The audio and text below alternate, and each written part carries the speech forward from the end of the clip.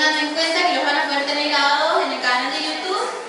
Así que nada, saben que por el tema de la gestión que estamos teniendo hoy en día en la facultad, el tema de los teóricos digitalizados está siendo muy complicado, nos está poniendo demasiadas trabas, pero bueno, la propuesta que tenemos desde Suren Chicos es que todos los teóricos sean digitalizados y que se puedan dar clases híbridas a todos los alumnos y alumnas. Así que nada, espero que disfruten la clase con el profe y bueno, muchísimas gracias por dejarnos grabar. Gracias, Suren.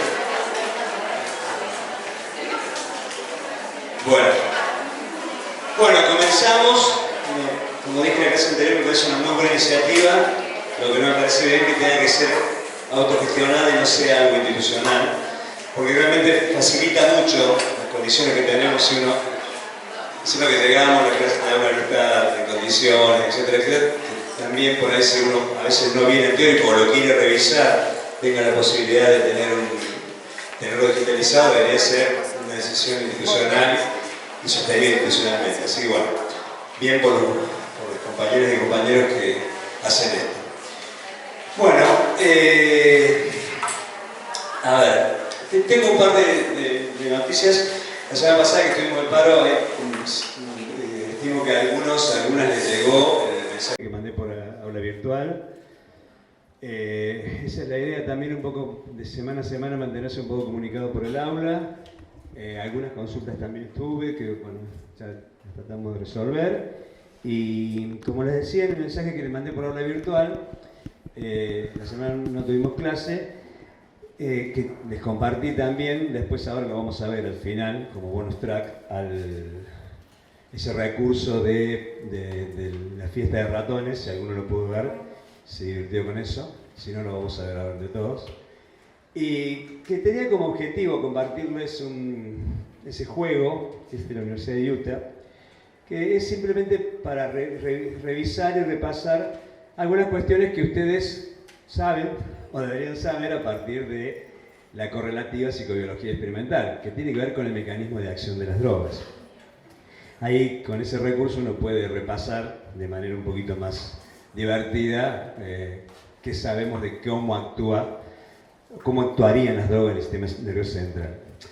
¿Y por qué? ¿Por qué estamos hablando de drogas? ¿Qué le pasa a Gómez? Dijo las dos primeras clases que había que correrse el tema droga, que el problema son los sujetos, etcétera, etcétera, y que había que dejar el problema de la droga para ir al vínculo que los sujetos establecían, de sujetos que pueden o no tener problemas con las drogas y con sus usos, y hablamos de descentramiento. Decíamos, había un diagnóstico ahí implícito, ¿no? ¿Cuál es el diagnóstico?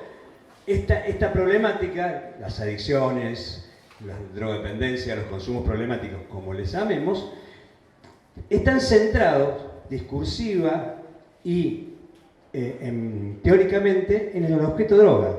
Y el lenguaje cotidiano lo refleja.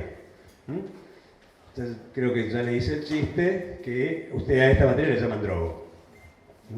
¿Sí bien? Es psicología B. O sea, es un intento de la psicología de dar cuenta, de explicar los fenómenos relacionados con el uso problemático de drogas. Pero es evidente, se pone en evidencia el lenguaje en ese sentido, siempre es sumamente veraz, entonces refleja que la concepción dominante es que el centro de la problemática está en la droga como objeto y que inclusive los dispositivos y los esfuerzos institucionales, gubernamentales, de control hacia este problema están dirigidos al control del objeto. De hecho, llegamos a cierta por decirlo así, contradicción jurídica, que las drogas, que son un objeto, son objeto de la ley penal, lo cual es una contradicción, porque la ley penal, digamos, por ejemplo, puede tener como objeto el comportamiento, puede tener como objeto las personas que realicen ese comportamiento, pero un objeto inanimado, o sea, es llamativo por lo menos, ¿no? Eso da cuenta de algo, de por qué está centrada la cuestión ahí, y ese centramiento funciona como un obstáculo, porque obtura las miradas que podemos desarrollar acerca de los sujetos que usan drogas los vínculos, los modos en que la usan y por qué y en qué condiciones desarrollan o no consumos que le traen problemas y deterioran su salud. Entonces, ¿cómo descentrar? Bueno, entonces, la premisa con la cual más o menos armé esta clase y los contenidos de esta parte de la unidad 1 es que el centramiento obedece, obviamente, a una operación ideológica que coloca, una operación de creencias, me refiero como operación ideológica, que coloca al objeto droga por encima y como dominante de toda esa tríada a la que hablábamos de sustancia, sujeto, contexto. El dominante es el objeto droga. Y cuando uno quiere indagar el por qué, digamos, ¿por qué este estado de situación? Bueno, coincidimos, sí. Hay una dominancia, un centramiento en el objeto droga y todos los esfuerzos, tanto los esfuerzos asistenciales, preventivos y también de teóricos y de investigación, van hacia las drogas. Saber sobre este tema es saber sobre drogas. Sí. Pareciera que fuera así. Pero en realidad ahí hay una paradoja.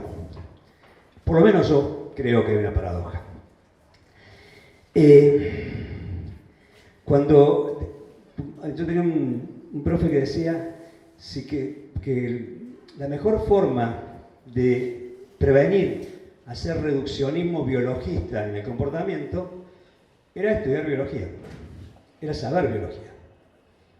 Porque en realidad los reduccionismos biologistas vienen de una incomprensión de los fenómenos biológicos. Entonces se me ocurrió que, no se me ocurrió, digamos, lo pensamos así, más o menos, que esto de las drogas como centro tienen un componente fetichista, tienen un componente de fetichismo, porque ahí cuando la droga mata, atrae, te lleva, te trae, hay una adjudicación de condiciones animistas a un objeto inerte como la droga. Cuando decimos la droga mata, es más, cuando decimos la guerra contra las drogas. Si yo les digo, estoy en guerra contra esta silla, y bueno, estaremos pensando en un diagnóstico del DSM-5 relacionado con un trastorno psicótico mayor. Yo no puedo hacer una guerra a una silla. Pero gobiernos, estados, candidatos le hacen la guerra a unos objetos. A veces en singular, la droga, ¿sí? Monolítica, única, a veces en plural, las drogas. Entonces, este acto de fetichismo me llevó a pensar, bueno, ¿qué hay del fetichismo? Bueno, el fetichismo, ustedes saben, es atribuir condiciones anímicas a objetos, pero la segunda acepción en el diccionario es la admiración exagerada hacia una persona o una cosa a la que se le otorgan unas virtudes extraordinarias. O sea, es en el desconocimiento de las drogas y sus efectos, sus condiciones para esos efectos, es donde se asienta esa admiración y esa atribución de capacidades extraordinarias y esa atribución de ser, digamos, el centro de esta problemática. Eso me llevó... ¿Saben que fetichismo es un concepto que un investigador francés de las religiones incorporó? Porque el fetichismo viene de una palabra portuguesa que significa hechizado. Los conquistadores portugueses, cuando en alguna de sus colonias africanas veían el culto a ciertos objetos o imágenes, decían que estaban hechizados. Bueno, la traducción, no lo voy a saber hacer yo acá, pero de ahí viene fetichismo. Un historiador francés que intentaba hacer una explicación eurocéntrica de las religiones, decían que el fetichismo era como el estado inicial de la religión, una forma primitiva de creencia. Claro. Para ellos, que le rendían culto a una cruz no tenía nada que ver con lo que hacían los otros muchachos en África, pero bueno. Entonces tiene que ver con esto que al objeto se le atribuyen condiciones extraordinarias, no propias del objeto. Y en esas condiciones extraordinarias hay a la vez un acto de ocultamiento. Hay algo que no se sabe o que no quiere que se sepa de ese objeto, de sus condiciones de aparición y de circulación, que hace que se fetichice. Esto lo va a recuperar Karl Marx, con el concepto de fetichismo de la mercancía, donde él es el que recupera el concepto de fetichismo que venía de la historia de las religiones y dice que las mercancías pueden adquirir, digamos, condiciones de fetiche, donde una mercancía va a separarse su valor de cambio de su valor de uso. Si yo, esta remera, tiene un valor de uso, vestirme. Ahora, si por ahí le pongo acá un loguito, adquiere otro valor de cambio. Se fetichiza esa mercancía. Entonces, y está relacionado con el concepto de alienación, donde el objeto cobra vida. Él hablaba de las mercancías que cobraban vida, que iban más allá, y que eso se hacía porque se ocultaba el trabajo humano que el objeto mercancía tenía atrás de él. Y ocupa el lugar del sujeto. Fíjense cómo Marx lo plantea de manera tan clara. Siendo para los demás ajena la relación del productor con el producto, o sea, porque esa era la forma que se separaba al objeto mercancía de la relación que tenía con el productor de su objeto y cuánto trabajo humano tenía en eso. Y eso producía esta derivación de que se separaba, se iban separando el valor de uso del valor de cambio. Bien, este brevísimo recorrido para ir al fetiche es para decir que en realidad esta clase de hoy, esta parte de la unidad 1, vamos a detenernos un poco en las drogas, porque queremos descentrarnos de las drogas, pero para eso vamos a tratar de conocer algo de las drogas, para no fetichizarlas, para corrernos de ese hechizo que producen, donde le atribuimos toda una serie de cosas, y donde además, si uno ve las derivas sociales de esta fetichización de la droga, va a encontrar cuestiones que las drogas terminan siendo o ocupan un cierto lugar de chivo expiatorio en lo individual, en la asistencia. Miro eso porque algo de experiencia tiene, se va a encontrar con personas, con jóvenes que tienen toda una serie de problemas, pero como además consumen, el problema es la droga. Y eso obtura ver todo el resto de problemas que la persona trae, sirve como un chivo expiatorio. Entonces, el pibe tiene problemas desde siempre, venía muy mal, a los 15, 16 años lo encontraron con un porro y lo trae. No, el problema es la droga. O ciertas cuestiones que uno escucha en los padres. Ya les voy a contar una novedad, vamos a tener seminario y cuando hablemos de familia vamos a ver esto. Que es, la droga me lo cambió, lo hizo otra persona. Es difícil que eso ocurra, pero tiene que ver con esto, con el fetichismo del objeto droga. Y también en lo social. En lo social, cuando uno llega a un lugar ultramarginado, sin servicios mínimos de nada, de agua, de electricidad, sin acceso a la educación, a servicios, acá el problema es la droga.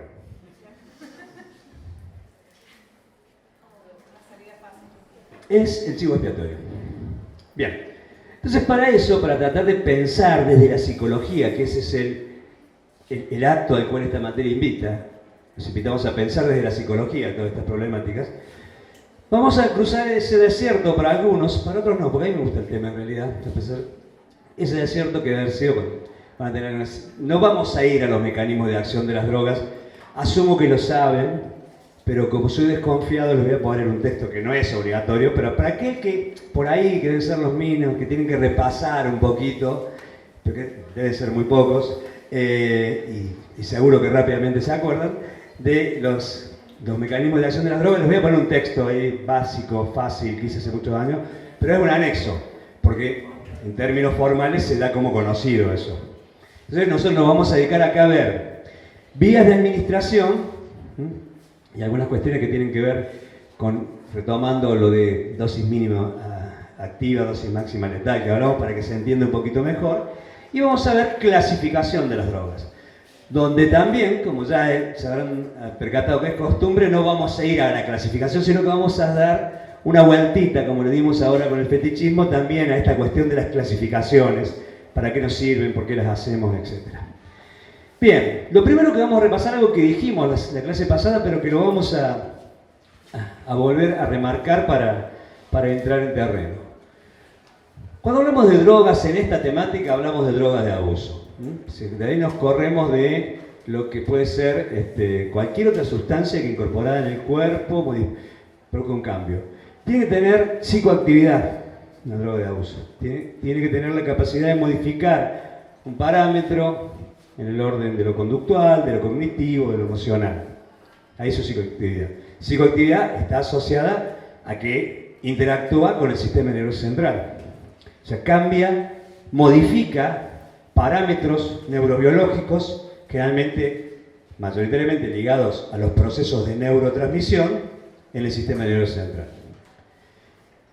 Tiene que tener toxicidad, en tanto es la capacidad de producir un efecto embriagante, una intoxicación, que como ya vimos, es un síndrome agudo, reversible, que tiene una relación temporal cercana con la administración de la droga.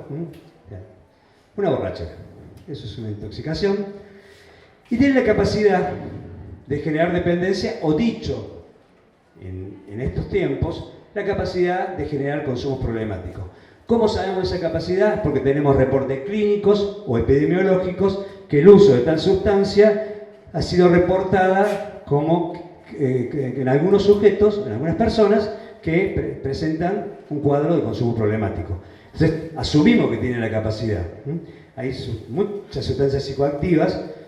Me estoy tomando una, aunque no me parezca, porque esto tiene xantinas, pero no hay muchos reportes de gente que desarrolle consumo problemático del té, por ejemplo.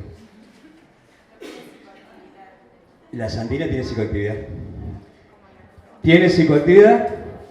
Puede tener a determinadas dosis un cuadro de toxicidad, porque las xantinas son muy estimulantes y, por ejemplo, la cafeína que viene en los energizantes, uno de los mejores ejemplos de publicidad engañosa es que se llame energizante a un estimulante.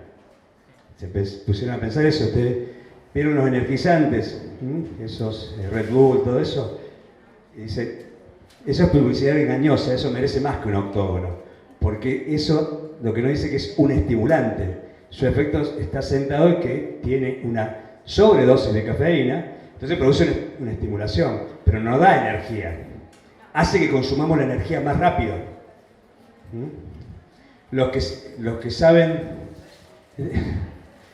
Tengo mucho miedo con lo que voy a decir. Los que saben algo, las que saben algo de mecánica, por ejemplo, si uno presiona más el acelerador, el auto funciona mucho más rápido porque consume mucho más rápido la nafta. Consume mucho más y la energía es el combustible. El acelerador es el estimulante. Hace que se consuma más rápido la energía. ¿Se entendió el ejemplo? Tenía mucho miedo porque... Bien, entonces, son psicoactivas, digamos, pueden producir toxicidad. Pero no hay muchas referencias que las xantinas del té, por ejemplo, no hay muchas referencias, no hay mucha evidencia, hay evidencia clínica, epidemiológica, comunicaciones científicas que hablen de que tengan la capacidad de desarrollar un consumo problemático. Entonces, la corremos ahí. Pero sí cumple muy bien dos de los criterios este hermoso té que me estoy tomando. Profe, ¿cuál es el azúcar? Ah, el azúcar. Porque es un tema re controversial hoy en día con todo esto de los ultraprocesados. El azúcar es el único caso en el cual yo apoyaría una prohibición.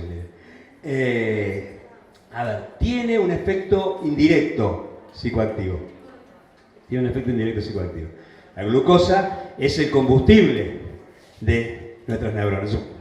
Produce un arousal, un despertar. Pero no hay, digamos, consumo problemático de azúcar. Sí hay trastornos alimentarios o de la conducta alimentaria que están asociados tanto al consumo problemático de hidratos como de azúcar y todo.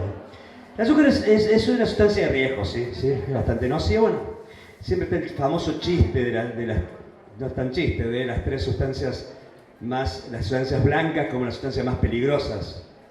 Azúcar, harina, sal y algunos le agregan cocaína. Sí. No estoy dando receta de ningún postre, no le pongo cocaína a nada. No sale en el canal Gourmet esto.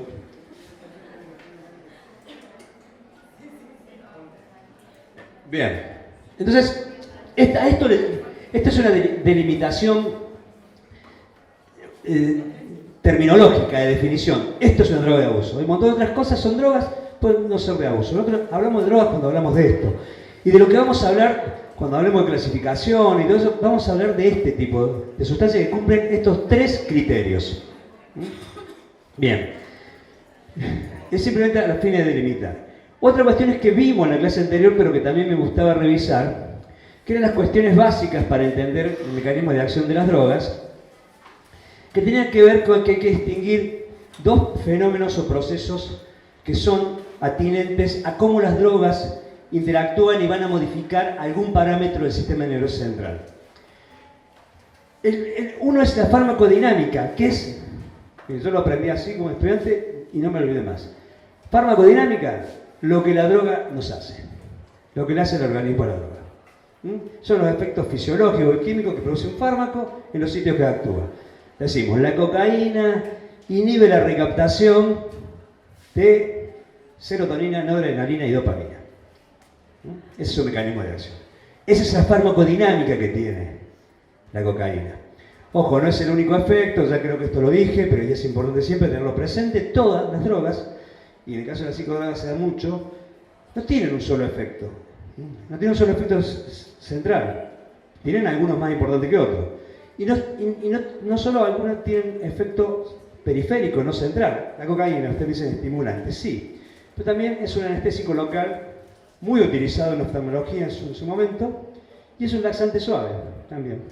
Entonces, las drogas no son una sola cosa, son todas esas cosas. Bueno, cuando hablamos de farmacodinámica, generalmente hablamos del efecto que la droga tiene sobre nuestro organismo y el efecto principal en relación a la psicoactividad. O sea, los cambios que producen las drogas en los procesos fisiológicos en nuestro proceso. Lo que la droga nos hace. Piensen en eso, farmacodinámica, lo que la droga nos hace. No te olvides más. Farmacocinética. El fetichismo de la droga la ubica en un lugar activo y al sujeto en un lugar pasivo. Ahí la operación ideológica encubre un hecho biológico muy importante, es que nuestro organismo le hace cosas a las sustancias que introducimos al organismo. Las cambia, las modifica, las metaboliza y las excreta. Las absorbe, las metaboliza y las excreta. O sea, eso es la farmacocinética, es lo que nuestro organismo le hace a la droga. ¿Y por qué lo traemos acá? Porque también de la farmacocinética va a depender el efecto que la droga tenga. Ya lo vamos a ver ahora, que la misma droga, la misma dosis, tiene diferentes efectos y diferentes riesgos según la vía de administración. ¿Por qué? Por una cuestión muy simple. Porque para una sustancia psicoactiva tenga psicoactividad, tiene que llegar al cerebro. Tiene que atravesar barrera hematoencefálica, o sea, tiene que venir por el torrente sanguíneo y atravesar la barrera hematoencefálica, lo cual no todos pueden hacerlo, por eso no todas las moléculas pueden atravesar, porque es una barrera preparada para proteger el tejido cerebral, que es muy sensible, entonces, pero para eso tienen que llegar a torrente sanguíneo. Entonces, ¿cuánta droga, cuánta sustancia llega al torrente sanguíneo? Va a depender de la vía de administración.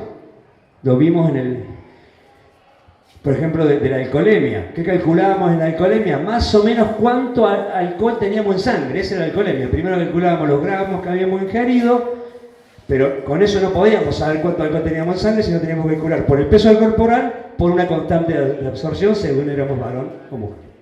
Y sabíamos estimadamente cuánta alcoholemia podía tener, que es cuántos gramos de alcohol hay cada litro de sangre. 0,5 es medio gramo de alcohol cada litro de sangre. Es alto, se dan cuenta. Ahora, esto es una variable que tiene una condición temporal. O sea, la biodisponibilidad no es estática. Es una droga se incorpora en este momento, comienza el proceso de absorción, comienza a pasar a sangre y primero tengo 0,1 de alcoholemia, después 0,2, 0,3, pero no es infinito. Porque como existe la farmacocinética, también se va metabolizando.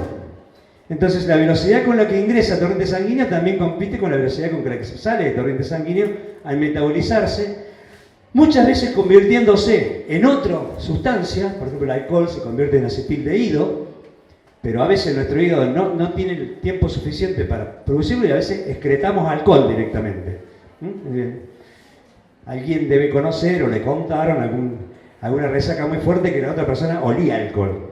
Es porque el hígado fue superado en su capacidad de convertir el alcohol en acetildehído, entonces comenzó a excretar, a sacarse el alcohol puro. Ahora, la velocidad de conversión en acetildehído es lo que también pone la curva hacia abajo en la biodisponibilidad. Va bajando la concentración de alcohol que hay en sangre. ¿Se entendió esto? Es sencillo, ¿no? Bien, todos estos son fenómenos que tienen que ver para que podamos pensar cómo las drogas actúan, cuáles son sus posibles efectos, qué podemos esperar y podamos incorporar después, una vez que tengamos un mapa más o menos certero de todo esto, incorporemos las otras variables que entran en juego para el efecto de la droga. El estado emocional, la subjetividad de cada uno, su historia. Podamos introducir la otra variable, tenemos que tener esta variable lo más o menos clara. O sea, para correrse del objeto droga, del centramiento del objeto droga, hay que conocer y saber ahí cómo puede interaccionar con las otras variables que entran en juego para ver el efecto de la droga. Y después tenemos que pensar que el efecto de las drogas tenemos que separarlo en agudo de crónico. Una cosa es el efecto agudo y lo que nosotros llamamos consumo problemático es un consumo consuetudinario, crónico, repetido, consecutivo, que produce un deterioro progresivo. Entonces, tenemos que verlo también en una línea temporal del sujeto. Bien, decíamos que lo primero era saber que las drogas tienen que llegar al torrente sanguíneo para llegar al cerebro. Ese camino va a tener que ver con las vías de administración de las drogas. O sea, esto ya lo dije, en realidad es que el efecto de una droga puede variar según su vía de administración. A menos que se administre intracerebralmente, tiene todo este proceso de absorción, metabolización, va a ser determinante a la hora de pensar el efecto de una droga. Ahí veníamos, creo que lo habíamos mencionado, los famosos mitos del alcohol y no mitos, como por ejemplo, comer antes de beber. No es un mito. ¿Por qué? Porque el alcohol va a competir con el alimento y va a ser absorbido más lentamente. Ahora, si yo lo que quiero es zafar de la alcoholemia, también va a tardar más tiempo en bajar los niveles de alcohol en sangre. En cambio, si no como, voy a tener un pico, pero va a bajar más rápido también.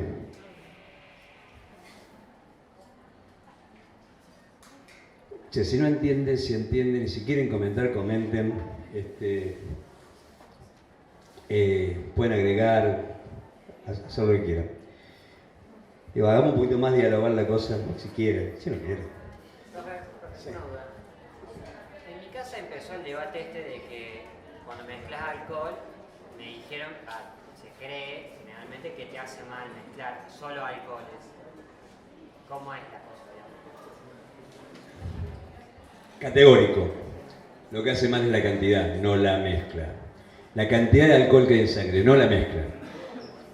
Lo vimos cuando calculamos la alcoholemia en la clase pasada. Lo que determina es cuántos gramos de alcohol tiene cada bebida.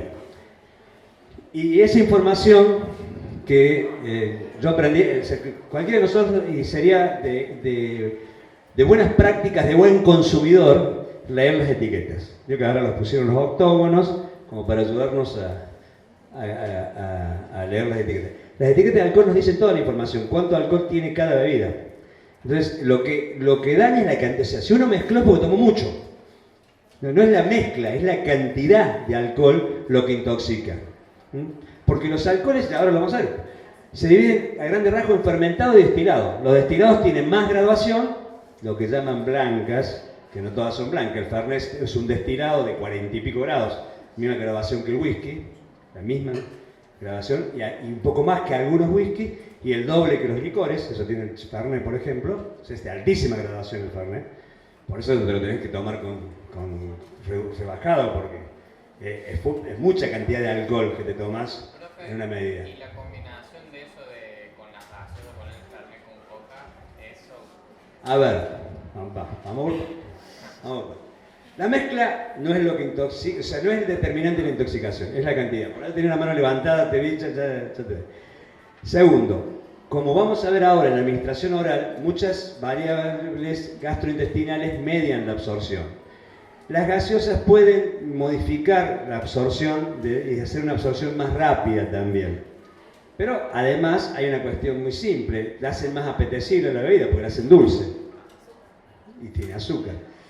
Así es, pero cambia los parámetros gastrointestinales que hacen a la absorción. Se absorbe un poco más rápido con gaseosa, por eso el champán pega más, a pesar de que tiene un poquito más de grados que el vino, pero pega más porque se absorbe más rápido, por la burbuja. La burbuja es un componente que hace a la absorción más rápida. Perdón, allá te tenía...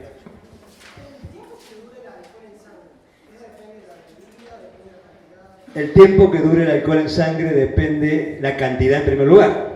Nosotros tenemos la capacidad de eliminar más o menos en condiciones normales, si todo anda bien, y 0,05, 0,06 por hora.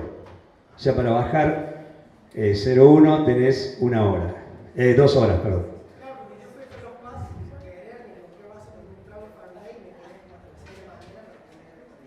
¿Y? ¿Ah? ¿No te... Ah, no toman, no. Bueno, esa es la mejor forma que no te dé la alcoholemia, que no te la tomen.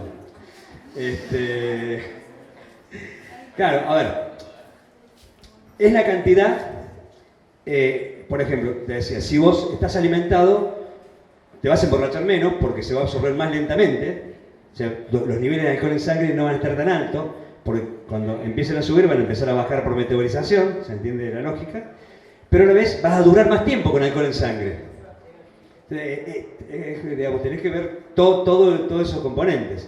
Es la cantidad, es el estado general que tengas y es la vía de administración lo que va a determinar también la cantidad de alcohol en sangre. Pero el caso del alcohol es así. Si eliminamos de 0,5, 0,6 por hora, o sea, 0,1 cada 2 horas, más o menos. Para bajar una alcoholemia, 2 puntos, si necesitas 4 horas, y no hay nada que baje la alcoholemia, no hay nada, no.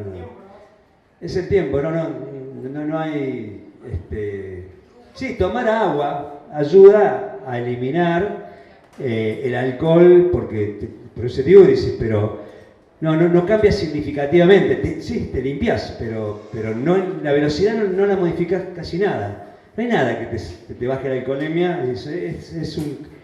Es un inventario de mitos y de leyendas urbanas en relación a eso. No hay nada que baje la alcoholemia.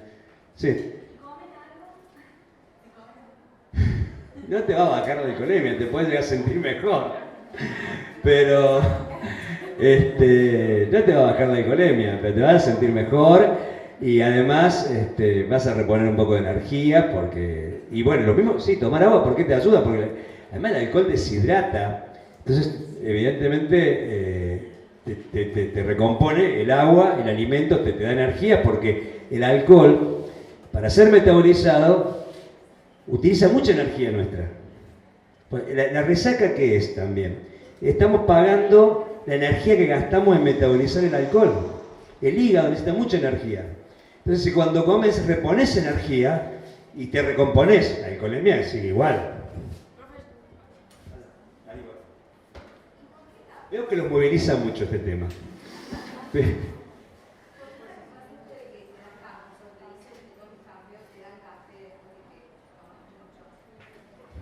¿Por qué la gente hace ciertas cosas? Llevaría a un posgrado.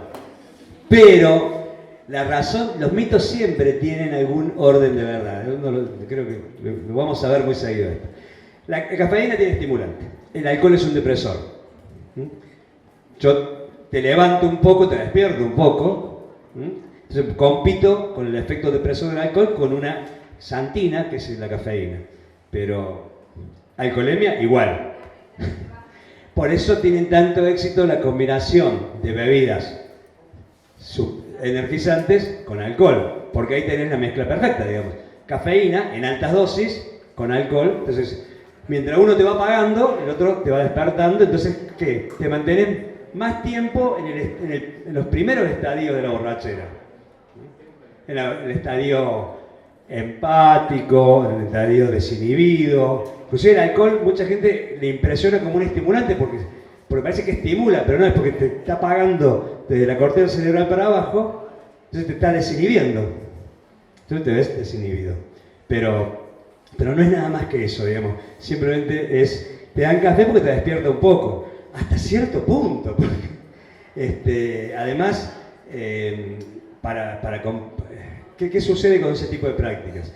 Ese tipo de prácticas va abonando el camino a usar estimulantes más potentes para contrarrestar el efecto del alcohol. Ese tipo de prácticas suele ser considerada de riesgo porque si uno busca compensar efectos de depresores con estimulantes, hay mejores estimulantes que la cafeína y que son más de riesgo que la cafeína. Por ejemplo. No son legales, pero son mejores. No, yo he escuchado un par de mitos, por ejemplo, hacen tomar agua y alcohol, pero hay una que me dijeron de tomar aceite antes de tomar. Tomar aceite antes de tomar alcohol, sí señor. Está buena. No, a ver, ¿por qué? Tiene una explicación. Tiene una explicación. Más allá del mito. Es lo mismo que comerte un pan con grasa. Las drogas tienen liposolubilidad e hidrosolubilidad. Son solubles en lípidos y solubles en agua. De hecho, la metabolización es un paso de la liposolubilidad a la hidrosolubilidad para ser excretadas. Se disuelven en el aceite y además se absorbe más lentamente porque el aceite es una grasa vegetal que compite en el estómago para ser absorbido con el alcohol. Es como comer algo.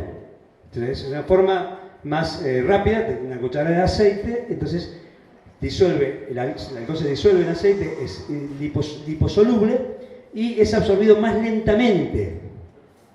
Entonces, te protege de pegarte en la piel inmediatamente.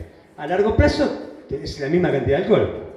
Pero es cierto que si vos la misma cantidad de alcohol retrasás la absorción o la ingesta, que sería lo indicado, digamos, lo vas tomando más despacio, entonces le vas dando tiempo para metabolizar, no te emborrachas. O sea, con la misma cantidad de alcohol podés lograr que una persona prácticamente no se emborrache y que la otra quede pata para arriba. Depende del tiempo en que la tome.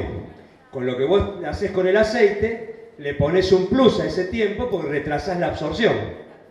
Sí, perdón. Realmente estoy totalmente conmovido cómo los moviliza este tema. Está bien. Esta materia es servicio.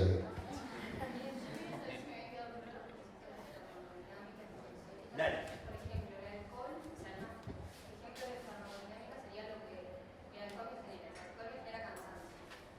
No, sí, la farmacodinámica del alcohol sería que interactúa con... Deberían saber. Interactúa con el sistema GABAérgico y produce que es un sistema de neurotransmisión inhibitoria y produce una desinhibición progresiva desde la corteza cerebral hacia abajo. Esa es es parte de la farmacodinámica.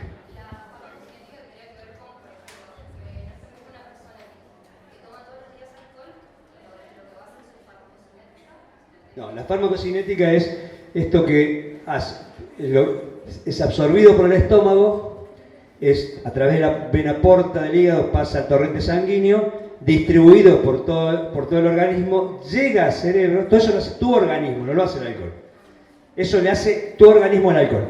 Llega al cerebro y ahí sí el alcohol atraviesa la barrera hematoencefálica, pero además sigue el proceso metabólico. Tu organismo convierte el alcohol en acetildehído, que es el metabolito inactivo del alcohol, y lo excreta. Todo esto es la farmacocinética, que es necesaria para entender el efecto de las drogas, porque si hay una falla en la farmacocinética, por ejemplo, la metabolización es muy rápida, bueno, el ejemplo que estamos dando, no hay alimentos en el estómago, eso modifica la farmacocinética, lo absorbe más rápido. Entonces el efecto es más rápido, más potente y más agudo. ¿Sí? Con esto del pan, por ejemplo, yo me acuerdo siempre que decían de que no antes de comer, sino cuando alguien ya estaba muy borracho, darle un pedazo de pan para evitar la resaca. ¿Qué tal? La resaca se cura con culpa y autorreproche. No tomo más. ¿Por qué tomo así? No. El pan es lo que dijimos antes, el aceite protege como un alimento antes de tomar. Y comer, que se come aceite de noche, sí, te da energía, te repone energía, porque estás gastando mucha energía en metabolizar el alcohol. Entonces sí, te alivias, te sentís mejor.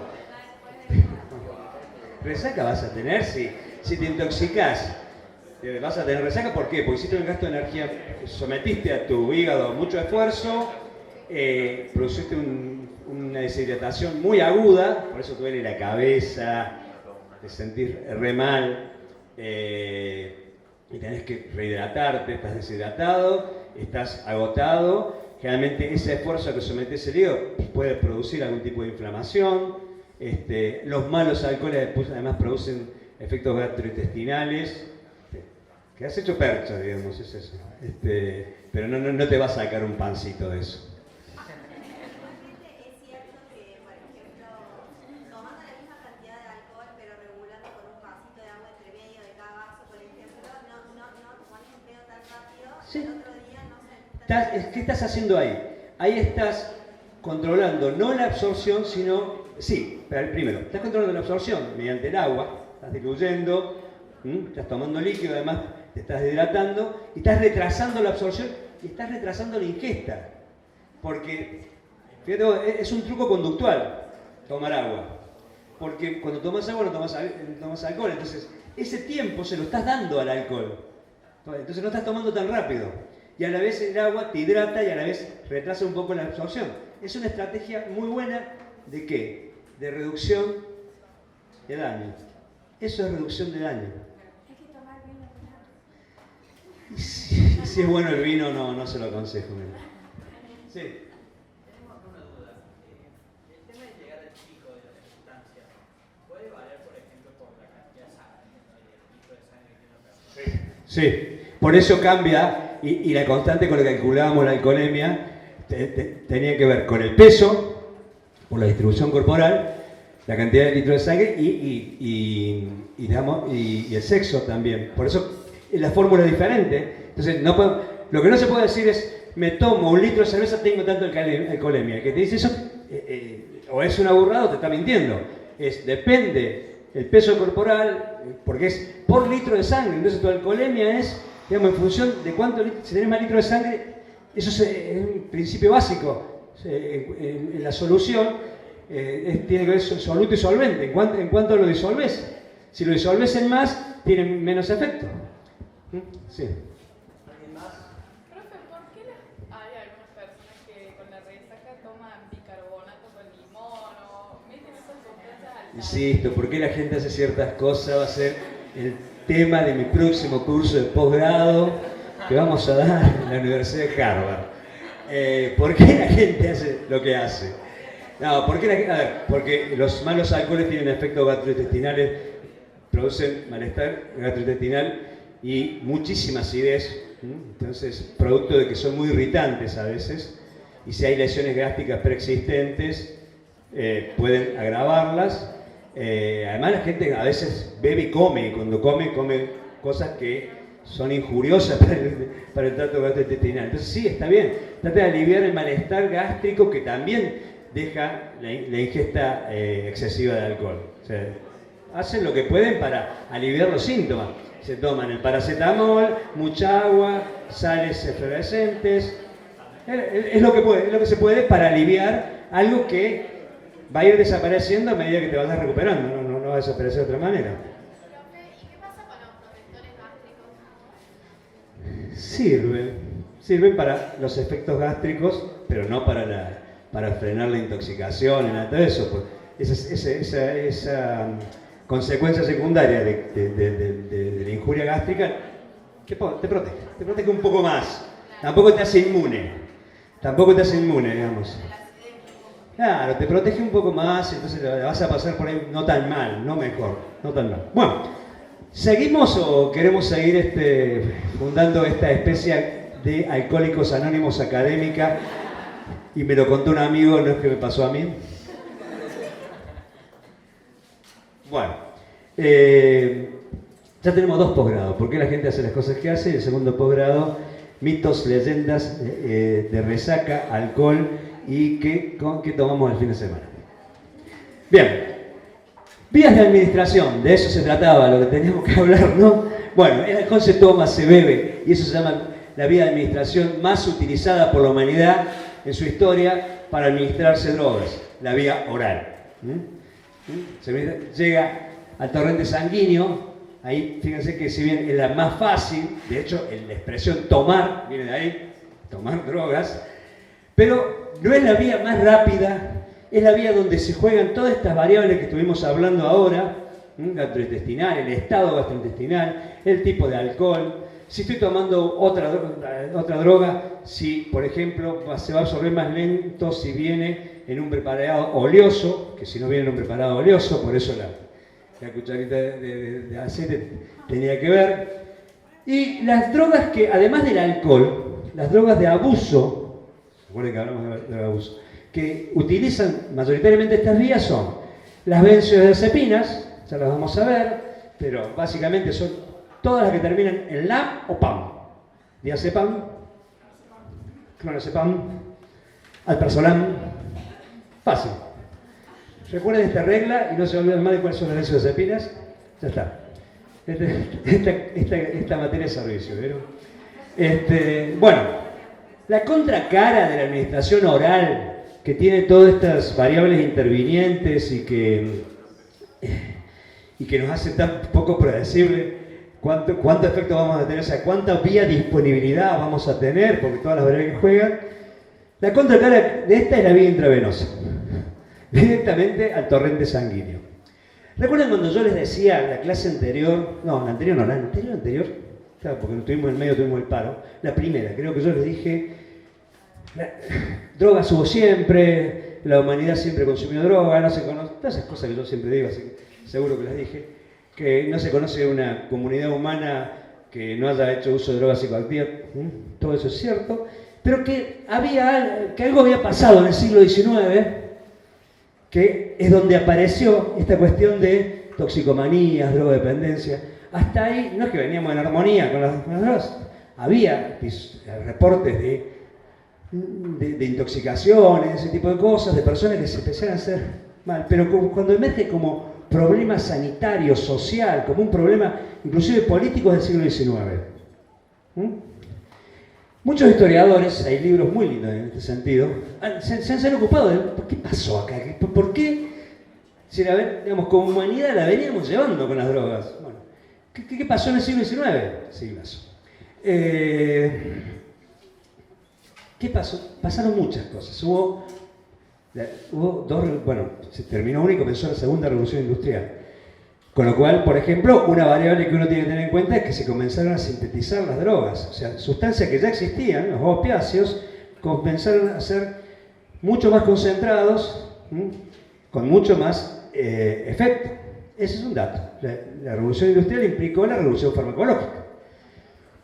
Hay otras, las condiciones del crecimiento de los conglomerados urbanos. Cambiaron las condiciones materiales de existencia, las formas de vivir, de convivir, los vínculos, toda una serie las formas de producción, de suma explotación y de, bueno, veíamos a Marx, Engels, su socio académico teórico de Marx, es el que escribe la primera encuesta y relevamiento del estado de la clase obrera inglesa, y lo primero que detecta son los índices de alcoholismo en la clase obrera. Entonces, esas condiciones de explotación muy brutales estaban aparejadas a la búsqueda de alivio en el alcohol y el desarrollo del alcoholismo. Todo esto pasó. Pero hay otras variables que tienen que ver con lo netamente tecnológico. Bueno, la sintetización de drogas sí es netamente tecnológico. Pero hay una que todo el mundo se olvida, y es que a principios del siglo XIX comenzaron a desarrollarse una técnica para administrarse drogas directamente al torrente sanguíneo. cimentó la jeringa. Y es colosal el salto, porque la administración intravenosa salta todo lo que más dijimos de fármacos cinéticos, va 100% de la droga que me inyecto al torrente sanguíneo. Y es casi instantánea la llegada al cerebro. Y en ese sentido, uno tiene, esto vamos a volver después, pero uno también tiene que pensar algunas cuestiones del orden de el condicionamiento. Las drogas tienen un efecto hedónico, tiene un efecto placentero, por eso la gente toma drogas. No sabemos por qué toma bicarbonato, pero ¿por qué toma drogas? Porque tienen efecto hedónico, eso sí lo sabemos. ¿Por qué come pan para no tener reseca? No lo sabemos. Ese efecto hedónico es un efecto reforzante. Piensen en esto. Es un efecto. ¿Qué es el efecto reforzante? Skinner. No, el de los Simpson no, el otro. ¿Por qué? Tiene el efecto de que la conducta asociada a ese efecto tiende a repetirse. Eso es un reforzador.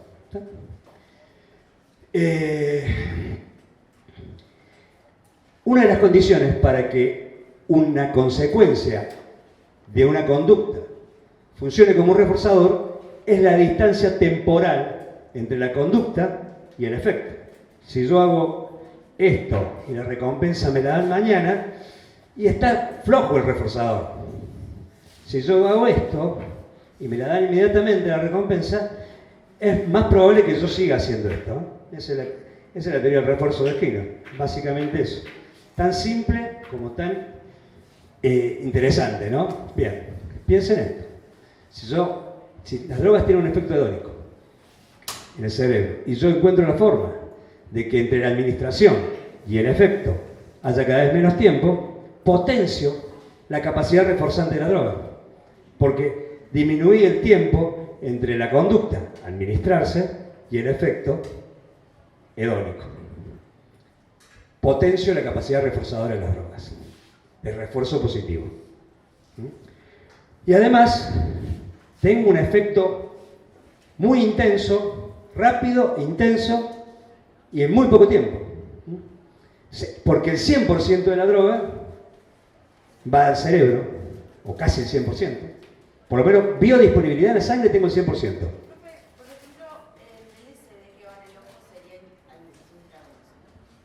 Pregunta, ¿el LSD que va en el ojo en administración intravenosa? No. No. Hoy va a ser una clase de derrumbar mitos y leyendas a todos. No, ya vamos a ver, es un tipo de administración que vamos a ver más adelante, pero ya lo vamos a ver. No me haga trampa. Bien, aquí alguien se imprimió todo el apunte, ¿veo? Bueno, sí, aunque yo parezca espontáneo, estoy guionado, sí, estoy guionado. Bien, la administración intravenosa, decía, yo me fui un poquito, pero para que lo piensen también. Uno de los elementos a pensar en el siglo XIX, además de las drogas sintéticas, además de la explosión de los conglomerados urbanos y de los ritmos de explotación capitalista que implicaban fenómenos de alienación y de sufrimiento, que van a ubicar a las drogas como una posibilidad de una fuente de alivio de todo ese malestar. Además de eso, tuvieron las jeringas. La posibilidad de meter el 100% de la droga en el torrente sanguíneo y tener un efecto casi inmediato. Esa es la administración intravenosa.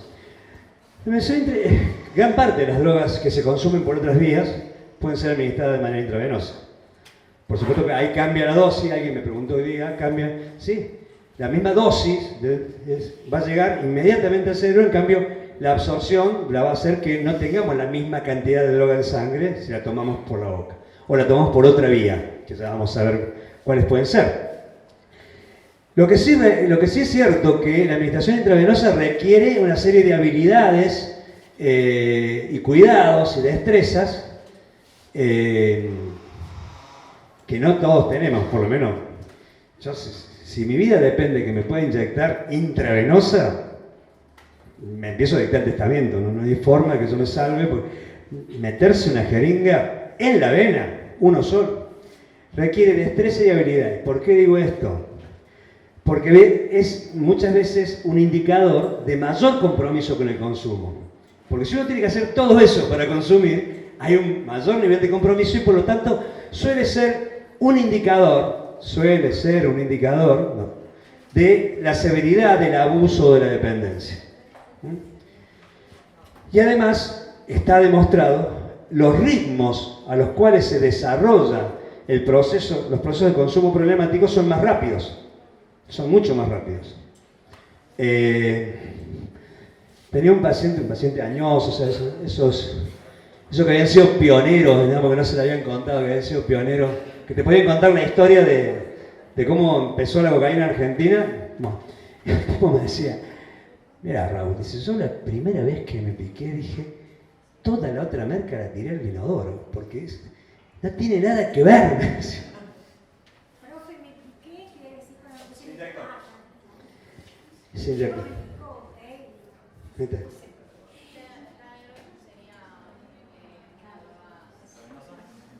La heroína se puede administrar de manera intravenosa. Generalmente se administra.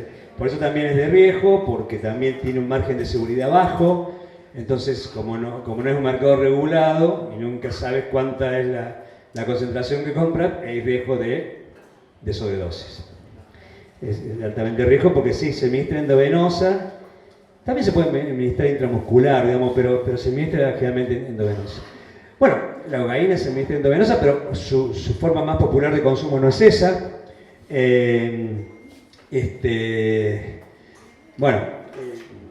Las drogas pueden cambiar su vía de administración, digamos. La administración subcutánea es una administración que se hace en los pliegues de la dermis, tiene varias capas ahí, y esas capas tienen vasos sanguíneos. Recuerden que nuestro objetivo es llegar al torrente sanguíneo, el objetivo de una administración, de una droga. Entonces, es una administración que es para pequeñas dosis, o sea, drogas que son muy eficaces a bajas dosis. Por ejemplo, la cocaína pura del siglo XIX, siglas. La cocaína pura del siglo XIX, que era muy pura porque la hacían Merck la hacía, de ahí su nombre. La hacía, ahora me acordé, el otro laboratorio, 2 laboratorios, y era pura. Entonces, esa cocaína se inyectaba subcutáneamente, porque eran poquísimas dosis, porque si no es muy doloroso. Así se le inyectaba Freud, de manera subcutánea. Era de altísima calidad, segura. Bueno, entonces, es raro, hoy es raro conocer reportes clínicos, epidemiológicos de administración de drogas de abuso por esta vía. Hay poco, muy raro, es raro. Pero es una vía utilizada y este detalle que cuando las drogas eran de altísima pureza, sí se utilizaba la vía subcutánea. Después está la intraperitoneal, que es una vía... yo siempre tengo miedo de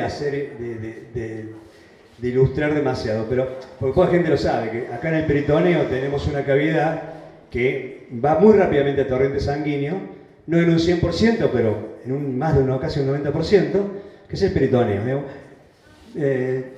Casi nadie lo utiliza, pero tiene que ser un poquito más larga la aguja y a la altura del peritoneo se administra ahí, se absorbe en esa cavidad muy rápida. Se usa muchísimo, no en drogas de abuso, no hay reportes, casi son muy poquitos los reportes de que usen esa vía de administración, fundamentalmente por el tipo de aguja que requiere que sea más larga también. Y duele, evidentemente, pero que, por ejemplo, se usa mucho en los laboratorios animales, porque anda a encontrar la vena una rata. Entonces, la agarras así y en el peritoneo la inyectas y tenés casi una absorción del 100%. Sí, yo trabajé con ratas, sí. Es un trabajo como cualquier otro, che. Ser policía, inspector de tránsito, uno puede hacer investigación con ratas también. ¿Por qué no? Bueno, es la intraperitoneal. La verdad que no tiene mucha relevancia porque no hay reportes de eso. Sí, la intramuscular, que es la más clásica, por la cual le han inoculado las vacunas a todos y a cada uno de ustedes. Espero. Es la vía por los músculos están cubiertos por capilares sanguíneos. Entonces, por ejemplo, en el muslo, en las nalgas.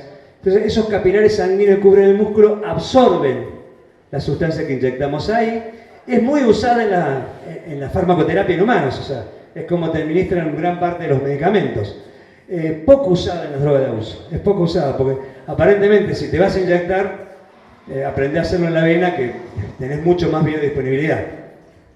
Por ejemplo, cuando se aumenta la circulación sanguínea y se utiliza intramuscular, ¿hay más rápida absorción? Si hay más presión sanguínea, sí, más rápido, sí, pero nunca se aproxima a lo que es la absorción intravenosa. Por eso es muy poco usada en drogas de abuso. Es muy poco usada. La sublingual. Nosotros tenemos también unas venas acá abajo de la lengua y un tejido bastante permeable, mucho más permeable que la piel externa. Entonces, ciertas sustancias que pueden disolverse en la boca, abajo de la lengua, se absorben rápidamente, a una velocidad bastante alta, no pasa al tracto gastrointestinal, o sea, todo lo que no es oral es parenteral, porque no pasa por el esternón. Y se absorbe rápidamente. No es muy usado en drogas de abuso. Ahora les cuento una ¿cómo diría? Una cuestión por la que en algunos lugares se ha reportado que es usada para drogas de abuso. Una curiosidad. El Alzheimer ya... Una curiosidad. Ahora les cuento una curiosidad. Es usado en farmacoterapia de urgencia, por ejemplo, en pacientes en shock. Se le abre una vía, pero es para administrar otra cosa. Se disuelve una pastilla de algún ansiolítico potente, como el nombre comercial es Trapax. Se utiliza en farmacoterapia de emergencia, pues se disuelve en la boca y rápidamente seda. Entonces, pero no es muy usada tampoco, es menos usada en drogas de abuso, salvo esta curiosidad que... Sí, el LSD también se usa, sí, pero se toma también el LSD, se lame. Qué buen tips. No se está dando. ¿Vio? Sí, esto es servicio. No, miren esta curiosidad. Entonces, el sublingual no es muy usado. En Argentina, como que todos los países que adhieren las indicaciones de la FDA norteamericana, Food Drug Administration, ciertas drogas, por ejemplo, tienen que tener colorantes. Por ejemplo, el flunitrazepan. Flunitrazepan es un ansiolítico, PAM, que el nombre comercial más conocido, quizás por ahí lo conozcan, es Rohypnol. Es una droga ansiolítica muy potente que inclusive se usa, aunque no es lo más indicado, para inducción de sueño, pero no es un hipnótico. Porque es muy potente, muy rápida y que mezclada con alcohol puede tener un efecto paradojal de desinhibición, o sea, en lugar de dormir te desinhibe mucho. Es una droga muy usada en poblaciones carcelarias, son las pastillas. Es una droga que también en la década del 70 hubo reportes, sobre todo en Estados Unidos, que se utilizaba para los ataques sexuales. Es inolora, incolora, insabora, se disolvía en la bebida, otro gran mito, pero que se utilizaba para el ataque sexual porque se daba a la víctima y como toda benzodiazepina, al tener efectos amnésicos, como toda benzodiazepina, impedía o dificultaba el reconocimiento del victimario. Primero se daba la defensa, pero después el reconocimiento posterior. Esos reportes llevaron a una indicación, o sea que si hubiera una resolución de la FDA indicando que esa droga debía comercializarse con una tintura azul. La ADMAT Argentina toma esa indicación y el flunitrazepan se comercializa con una tintura azul. O sea, si uno lo quiere disolver en una bebida, tiene que decir que es blue corazón porque si no, no pasa. Se pone todo azul. Bueno, aquí viene todo esto.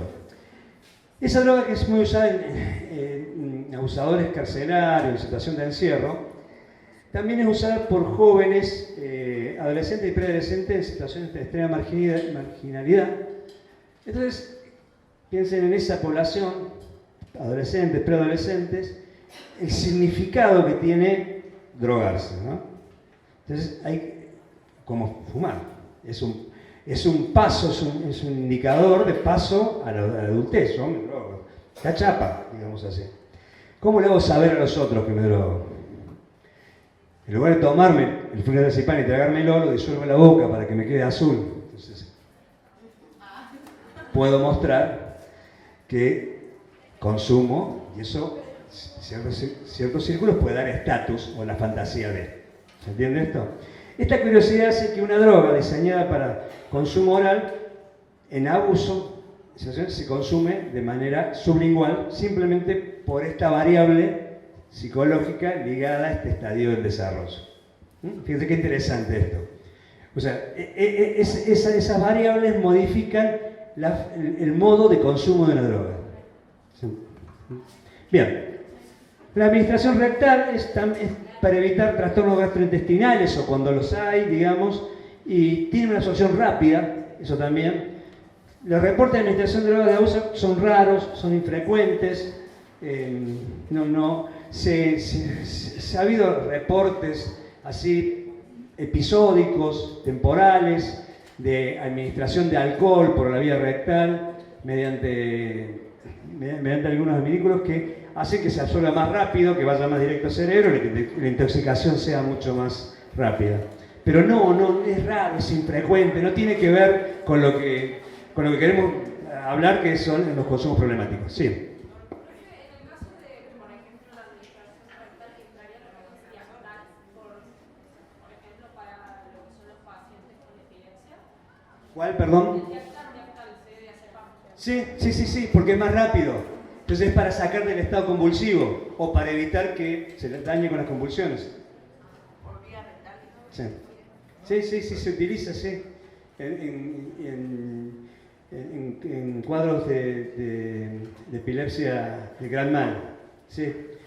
Por eso, para nuestra temática, tenía que ponerlo, pero no es lo más importante. La tópica, acá sí les va a interesar. Porque la vía tópica es la segunda vía por la cual la humanidad históricamente, antes de que vinieran la jeringa y otros recursos, se administraba la sustancia. Una se las tomaba, la vía oral. Y la otra la vía tópica, era untárselas los ungüentos. Porque además nuestra piel no es igual en todas las partes del cuerpo. Hay zonas que son más permeables, que se absorben más rápido. Por ejemplo, atrás del ojo. De hecho, la sublingual es una administración tópica, pero bueno, ya está, se considera que está dentro del cuerpo. ¿No?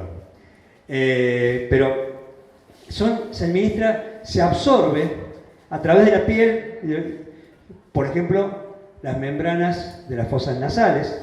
Entonces, la insuflación digamos que es el acto por el cual se introduce la droga, generalmente cocaína, es una administración tópica, que es la más usada. Como hay capilares sanguíneos, sobre todo en las fosas nasales, y van muy rápidamente al cerebro, entonces es una vía muy rápida. Por eso es que no hay tantos usuarios endovenosos de cocaína, porque la relación de ventajas o problemas no es tan clara, porque es una vía rápida la insuflación. También es cierto que es una vía que históricamente la humanidad utilizó buscando zonas del cuerpo donde era más rápida la absorción, por ejemplo los genitales, y así se administraron los alucinógenos durante mucho tiempo. Hay muchos estudios antropológicos y reportes en relación a las prácticas de aquelarre, que era, digamos, utilizando por ejemplo beladona en las reuniones de esas mujeres rebeldes, como ritos de iniciación, donde se untaban en los genitales con un palo y volaban, porque alucinaban con beladona. Entonces, después, torturadas por la Inquisición, declaraban haber volado arriba de una escoba.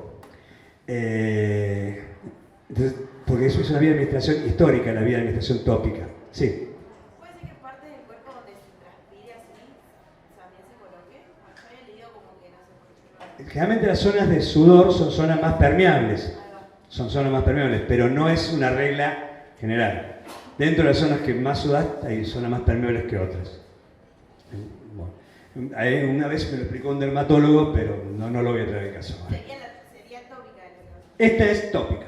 Esta sería es a través de la piel, en cualquier parte del cuerpo, a través de la piel. Aunque sea una parte del cuerpo semi-interna, como las fosas nasales. Bueno, y después la vía de administración por inhalación. Nuestros pulmones están preparados para absorber oxígeno y incorporarlo inmediatamente al torrente sanguíneo y llegar rápidamente con ese oxígeno vía el torrente sanguíneo al cerebro. Están preparados para eso, están diseñados para eso. Es una de las razones, por ejemplo, que hay tantos reportes de que en los cánceres de pulmón hay rápida metástasis cerebro, porque es una conexión muy directa. Entonces, por eso la mayoría de las drogas tienen versiones fumadas, porque la absorción por inhalación, por pulmones, es una absorción rápida, bueno, y requiere pocas habilidades, como saber sacar el humo, sí.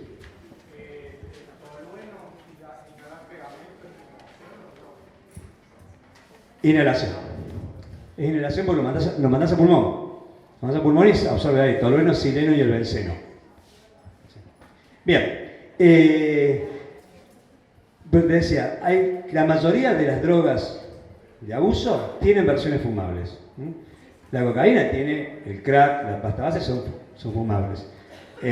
Los opiáceos históricamente se fumaba opio. Entonces, bueno, los cannabinoides. Entonces, es una de las vías más utilizadas. Es muy rápida, la absorción es alta, se calcula, depende de las condiciones, el tipo de droga. Se acerca al 80% de la cantidad de droga ingerida. Lo que pasa es que al haber un proceso de quemar la droga, es difícil de calcular. Sí.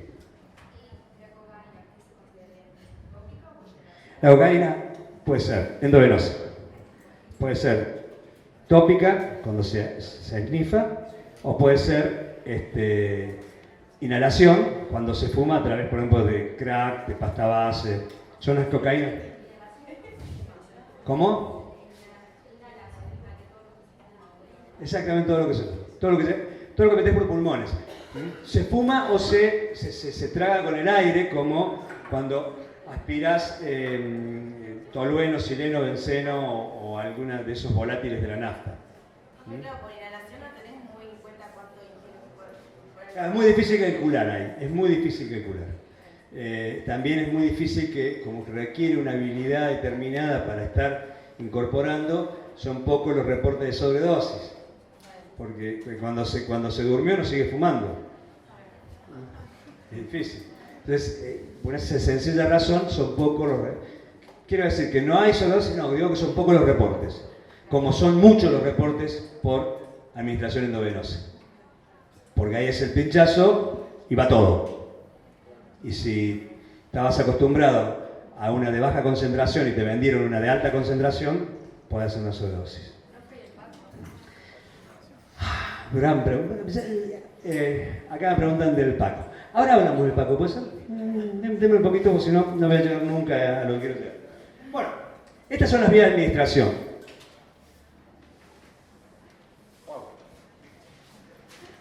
No vamos a llegar a nada. Sí, recién. Bueno, vamos a ver la clasificación de las drogas, porque si no, no llegamos a más nada. Acá viene la parte en que... es la parte de la clase que se llama, te lo resumo así nomás. Bueno, una cuestión preliminar, que me parece importante. Después vemos las clasificaciones, es rápido. Pero una cuestión preliminar es, ustedes van a escuchar muchas veces, clasificación de las drogas. Las clasificaciones son un recurso que tenemos a la hora del conocimiento, del aprendizaje. Clasificar es resumir información. Yo digo mamífero. Tiene pelo, sangre caliente, alimenta a sus hijos con leche, sus crías pasan mucho tiempo hasta que sean autónomas, hay un desarrollo de conductas de cuidado. Todo eso dije por decir mamífero. Eso es un resumen de información. O sea, eso es lo que permite una clasificación. Ahora, nosotros tenemos que saber cuando las clasificaciones obedecen a un criterio, y esos criterios obedecen a objetivos que tenemos. ¿Para qué las clasificamos a las drogas? Fíjate, las clasifica entre naturales y sintéticas, por ejemplo. En general esas clasificaciones suelen obedecer a una perspectiva ideológica cuestionable, que es asimilar lo natural a lo saludable. Habrán escuchado esto, es natural, sí, sí. El cianuro también es natural. La primera cuestión es esta. Para natural y sintética es una clasificación. Sí, algunas requieren más trabajo humano, no están disponibles directamente en la naturaleza. Por ejemplo, el alcohol. El alcohol no está disponible directamente en la naturaleza. Salvo algunos accidentes, como la fermentación de algunas frutas, pueden producir algo de alcohol, pero es un accidente, ya no es algo disponible en la naturaleza. En general requiere trabajo humano, o sea, es sintética. ¿Para qué me sirve distinguirlo de esto? La verdad que no mucho, salvo que haya esta connotación ideologizante de lo natural lo sano, lo sintético lo malo, y bla, bla, bla, bla, que siempre son creencias justificatorias. O sea, como yo consumo esto, esto es natural y es bueno, y vos consumís eso, es malo porque es sintético. Bien. Una clasificación que no vamos a hacer referencia. También por su estructura química, por su acción farmacológica, también por el medio sociocultural, legales e ilegales, una de las clasificaciones más imprecisas que hay.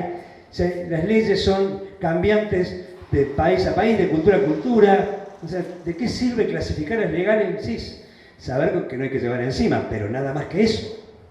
Porque para nosotros, que queremos saber, entender desde la psicología un poco de esto, legales e ilegales hace referencia a que alguien en algún momento opinó que estas debían estar en esta columna, que debían estar prohibidas, y estas no debían estar acá, sin criterios farmacológicos, bioquímicos alguno, más bien por su tradición cultural. Los países musulmanes son muy intolerantes con el alcohol, y muy tolerante con los cannabinoides, por ejemplo, al revés que nosotros. Lo vimos en Qatar, que la gente, hubo toda una crisis, casi se cae el mundial porque no podían vender cerveza. Porque en general los países son intolerantes con el alcohol, pero tolerantes con otro tipo de sustancias. Entonces la clasificación de las drogas depende del contexto. Todas las clasificaciones, inclusive la que vamos a hacer ahora, es parcial, es insuficiente. Y siempre tenemos que tener claro con qué criterio las clasificamos. Y existen las drogas, no la droga. Existen las drogas, diferentes. Nosotros vamos a, fiel a lo que nosotros queremos hacer, qué es lo que queremos conocer, qué queremos hacer. Queremos tratar de entender desde la psicología estos fenómenos relacionados con el consumo problemático. Entonces las vamos a clasificar desde su psicoactividad. Desde su psicoactividad, es decir, desde su efecto, ya no el efecto, la acción neurobiológica, sino el efecto cognitivo-conductual que tiene. A partir de eso la vamos a clasificar. Pasamos. La vamos a clasificar. Esta es la clasificación más típica. Tiene algunos problemitas, la vamos a ver rápidamente, pero que clasifica en aquellos que, de alguna manera, como decían los viejos psiquiatras franceses, suben el tonus psicológico. ¿Qué sería el tonus psicológico? Sería como la resultante entre el estado de ánimo y el nivel de alerta. Ese sería el tonus psicológico. Todo lo que sube el tonus psicológico son estimulantes.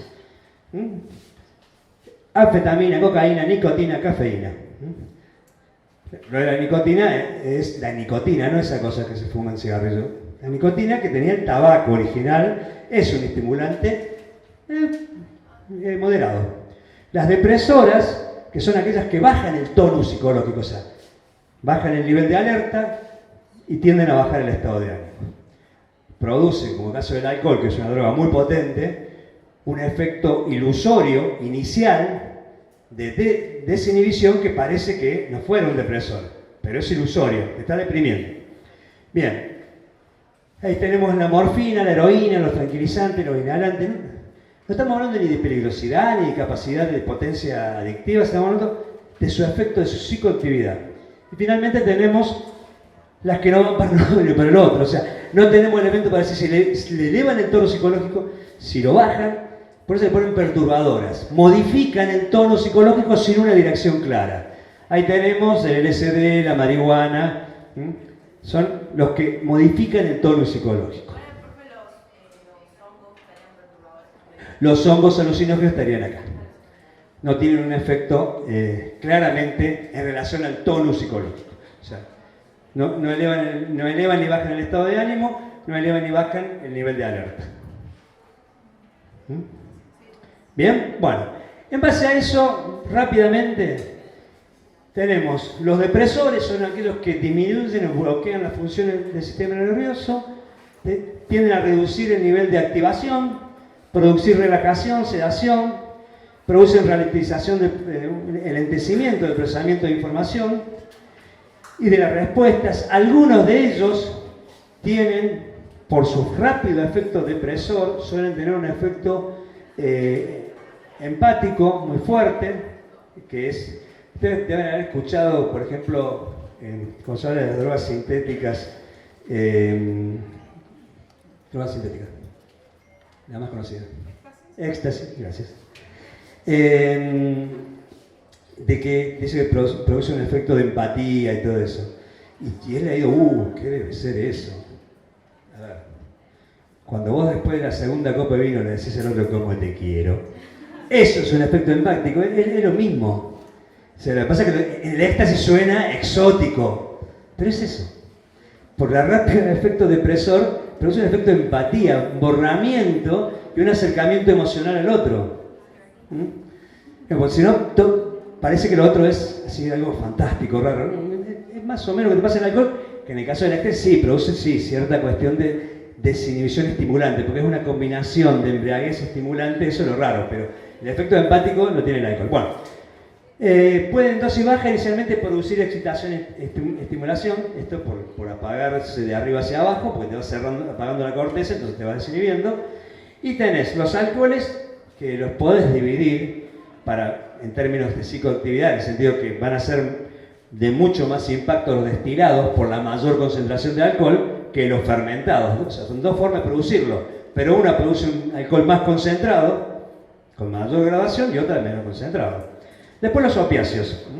Ahí tenés la heroína, la morfina, la codeína, la metadona, el propoxifeno. Bueno, son analgésicos narcóticos. O sea, calman el dolor, son muy buenos para calmar el dolor, pero producen una narcosis. O sea, un efecto embriagante diferente al que produce el alcohol, que a veces genera como un sueño en sueño. Morfina viene de Morfeo, el dios del sueño. Entonces, bueno, después vamos a ver la potencia que tienen para desarrollar. Estamos aquí, en estos dos, estamos en las drogas de mayor riesgo, o que tenemos reporte, información y evidencia para decir que tenemos mayor riesgo de consumo problemático. El fentanilo es un opiáceo, sí.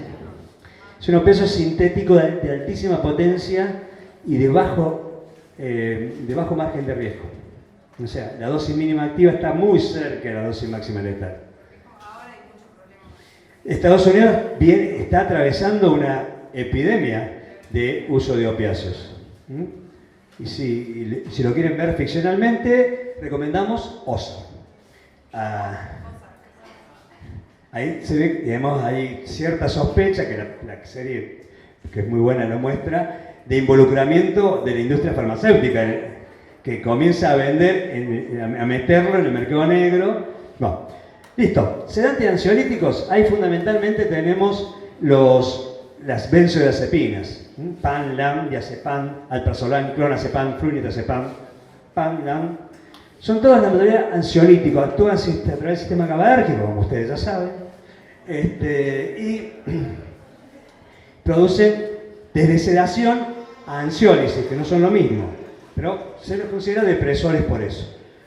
Los hipnóticos, que son aquellos sí inductores de sueño, los más clásicos son los barbitúricos, que tienen un muy bajo margen de riesgo, son muy riesgosos, a baja dosis pueden producir una dosis mortal porque producen una depresión tan aguda que se inhiben las conexiones nerviosas que inervan a los músculos respiratorios. Bueno, y los no barbitúricos, que son mucho más seguros actualmente, que bueno, si preguntas son sopricrona, sopilden, son drogas bastante seguras en general en relación a lo que es los barbitúricos, y no hay muchos reportes de uso abusivos o uso como droga de abuso. Y después de estos, los puse aquí para que los ubiquen y digan, bueno, ¿y estos cuáles son? Que son los tranquilizantes mayores o antipsicóticos, donde no hay reportes de ser utilizadas como drogas de abuso, como la levomepramicina, la clonazepina, el haloperidol, son drogas utilizadas en los tratamientos de la psicosis.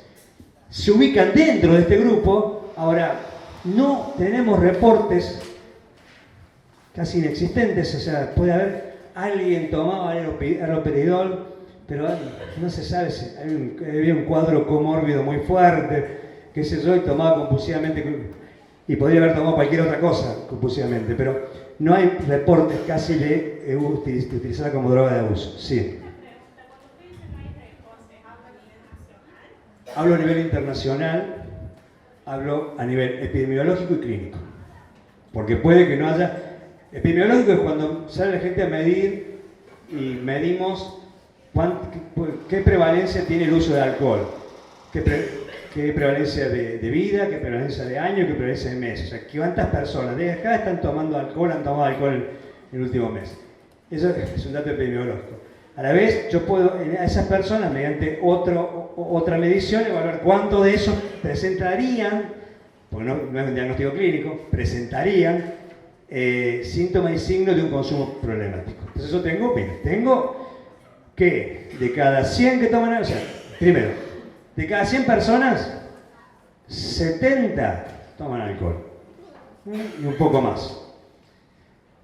Esa es la prevalencia. En algunas poblaciones el 80. Casi todo el mundo. De esos, ¿qué porcentaje presenta signos y síntomas o indicadores confiables de un consumo problemático? Bueno, entre el 30 y el 40 en general. Del 70, o sea, el 70 tomado como 100. Ahora sí, de cada 100, 70 toman alcohol. De cada 100 que toman alcohol, de 30 y el 40 presentan algún síntoma o signo leve, moderado o grave de consumo problemático. Así se mide epidemiológicamente. Eso lo vamos a ver más adelante. Entonces, yo digo, no tengo reportes ni un 0,3% que consume de manera problemática levodopromacina. A eso me refiero. Y tanto Europa como Estados Unidos tiene ya desarrollado, y Argentina también desde el 2003, los observatorios, donde se intercambian los reportes y los informes epidemiológicos. O sea, hay información muy confiable respecto a esto. Y después clínica, puede que no lo detectaron, pero resulta que un psiquiatra, psicólogo en Escandinavia reporta que recibió 4 pacientes que hacen uso compulsivo y problemático de clozapina. Ahí tengo un reporte clínico. Esos son, cuando yo digo, no tengo evidencia clínica ni epidemiológica, es que no me llegó, no hay, por el momento, información que pueda afirmar que son utilizados como drogas de abuso. Uy.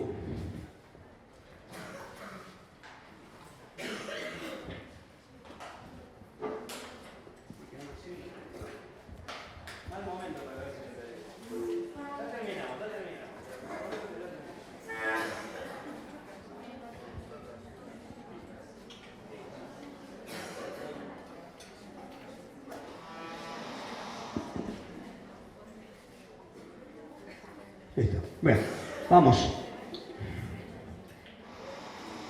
Los estimulantes,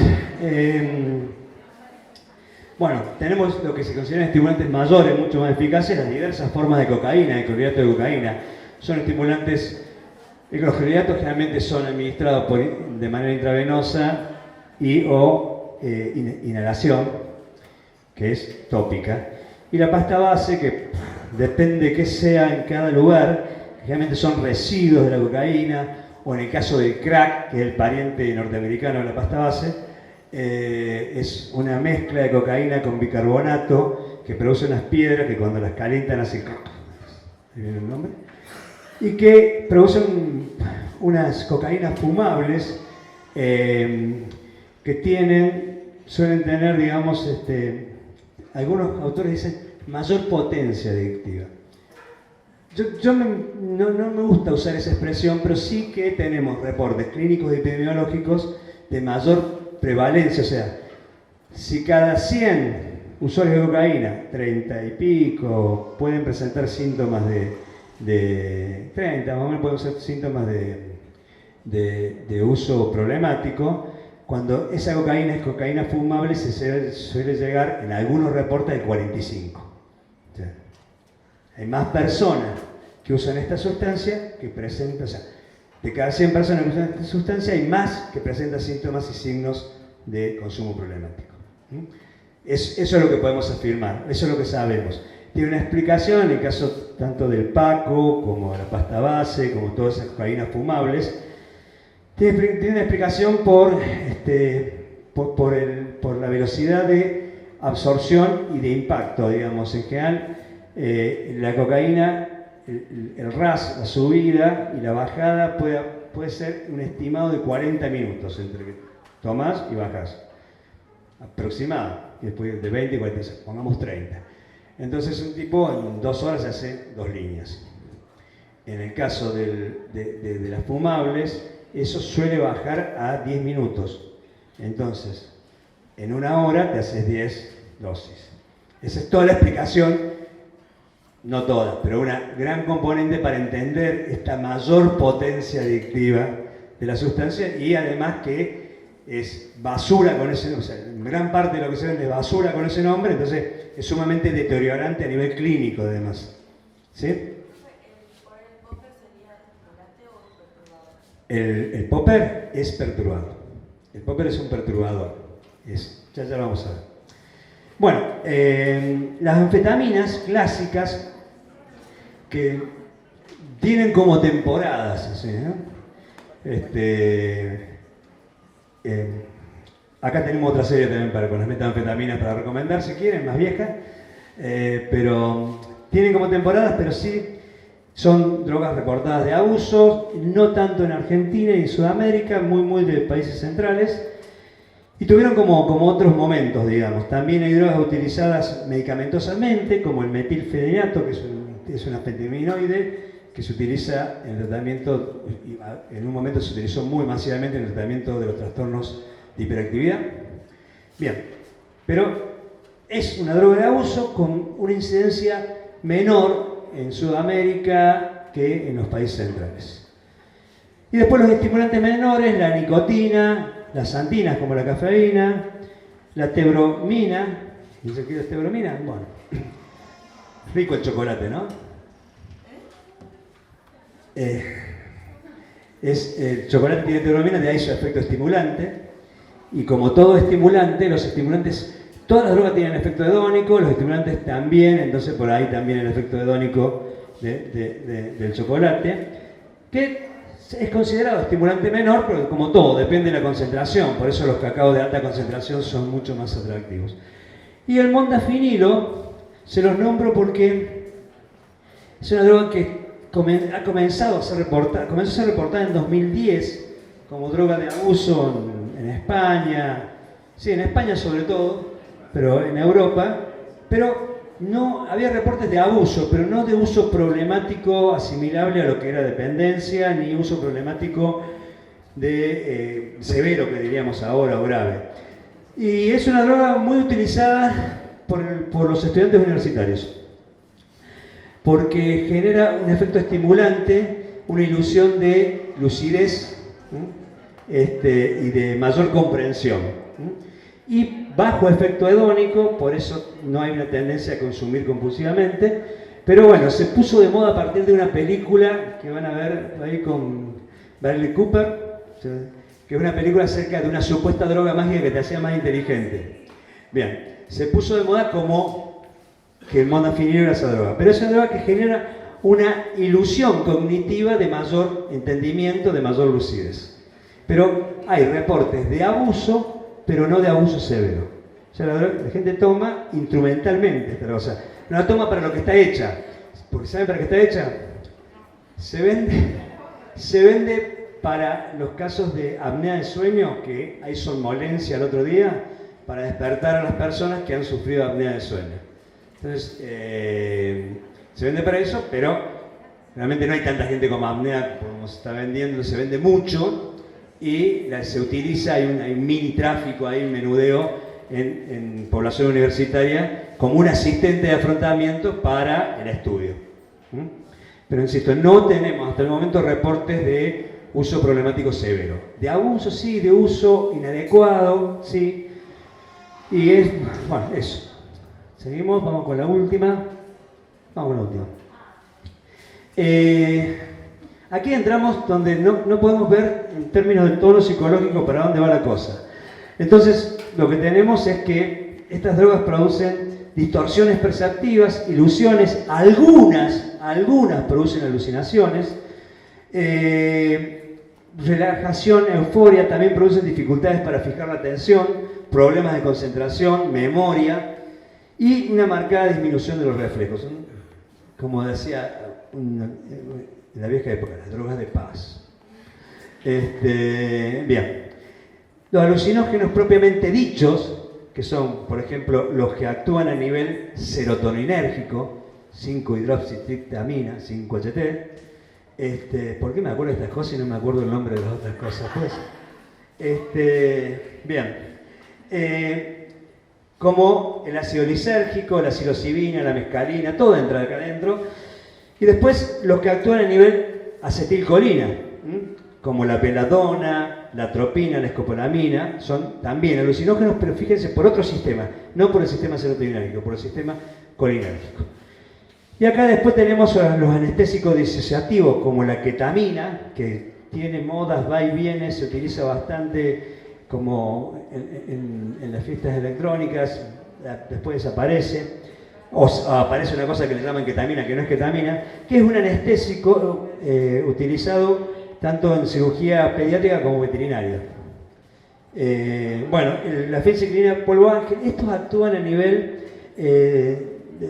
glutamato. Veo que tenemos el GABA, que es un sistema inhibitorio, tenemos el sistema estimulante, que es el glutamato. Bueno, estos actúan a nivel de glutamato, unos receptores que se llaman NMDA. Bien.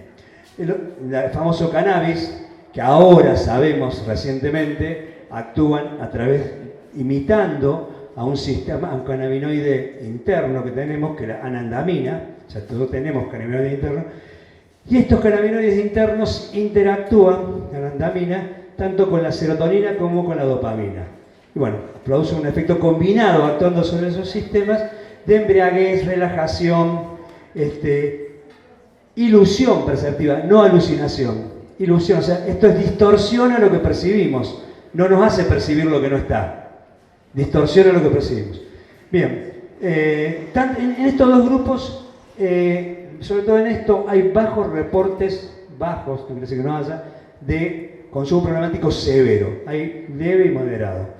Y acá también, menos que en este caso, pero también hay bajos reportes y la prevalencia, por ejemplo, decimos de cada 100 que consumen marihuana, los reportes que hay comparados hablan de alrededor de un 17% que presenta. ¿Se acuerdan que estábamos en el orden del 40 y el 30 y pico para el alcohol y la cocaína? Bueno, en el caso de la marihuana, el 17% presentaría síntomas o indicadores de consumo problemático. ¿Por qué les doy estos datos? Para que ustedes vean cómo objetivamente se puede establecer el riesgo que tiene una sustancia respecto a otra.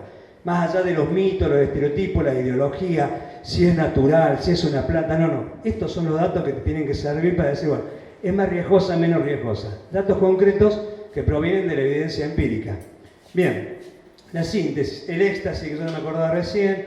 Bueno, todas estas drogas que son una combinación de drogas, realmente su mecanismo de acción es serotoninérgico, producen una embriaguez estimulante, o sea, te embriagan pero te estimulan. Entonces, bueno, de ahí que sean bastante conocidos, producen algunas distorsiones perceptivas, por eso escuchar la música un poquito diferente. Hay reportes de efectos alucinatorios, pero son contradictorios. Gente que alucinó, pero son pocos, muy pocos y contradictorios. Bueno, después tenemos finalmente los solventes volátiles. Bueno, ahí entran tolueno, sileno, nitrito de amilo, los gases propelentes en aerosol, o sea, drogas muy marginales, por decirlo así. Pero que son... no, el popper lo podemos ubicar acá, pero es inhalante también. Sí, lo podemos ubicar acá, al popper. El popper tiene un efecto distorsionador, también se utiliza en lo que se denomina, vamos a ver en la segunda parte, chemsex, digamos que como un asistente en prácticas sexuales. Bueno, ya se van, entonces, ¿cómo se...? No, yo le voy a mostrar algo, pero queda para la próxima clase. El bonus tracks, tenía dos, pero bueno, tenemos primer seminario optativo. El 18 del 5 empezamos para lo que quieran, ya saben que es optativo. Va a venir, no le puse el nombre, Victoria Martínez, es magíster en neurociencia y licenciada en psicología. Y bueno, ella se ha especializado en el abordaje neuropsicológico en el consumo de sustancias, evaluación y rehabilitación. Así que, bueno, gentilmente nos va a dar el primer seminario. Después de eso vamos a seguir un seminario sobre familia. Y después ya tenemos también confirmado, ya les voy a dar la fecha, esta es la primera fecha. Es a las 18 horas, ese día damos la clase, hacemos un corte y el que quiera se queda, hace el seminario. Y después tenemos el tercer seminario confirmado, cannabis medicinal. Es en la misma aula, a las 18. Bueno, les quería mostrar la fiesta de ratones, si no la miran, se divierten, juegan con eso, que está en el aula virtual, es un recurso que tienen, pueden entrar ahí y pueden jugar a poner un ratón que está con LSD y ver qué parte del cerebro está afectada, etcétera, etcétera. Se divierten, go show, buen fin de semana, chao.